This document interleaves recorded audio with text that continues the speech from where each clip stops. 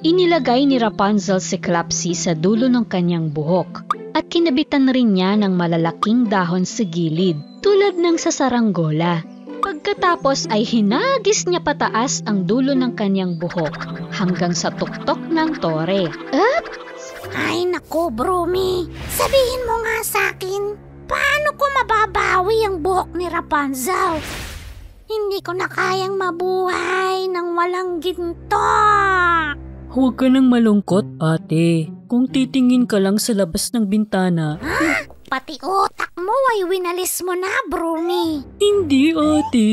Kung di ka naniniwala, tumingin ka sa labas. Kabado na sinabihan ni Klapsi si Rapunzel na nabisto siya ni Brumi. Dumungaw si Camilla sa bintana, bagaman di niya pinaniniwalaan si Brumi. Pagtingin niya sa baba, nakita niya si Rapunzel na tumatakbo palayo.